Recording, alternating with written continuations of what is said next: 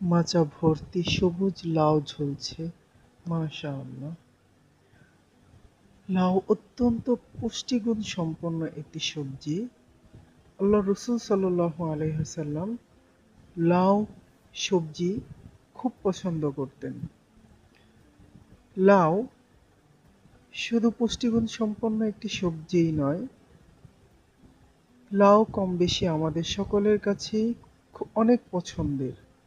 বিশেষ করে চিংড়ি মাছ দিয়ে লাউ রান্না করা বা বিভিন্ন ছোট মাছ দিয়ে লাউ রান্না করলে তা অনেকেই পছন্দ করে থাকেন। আমি অনেক পছন্দ করি লাউ খেতে।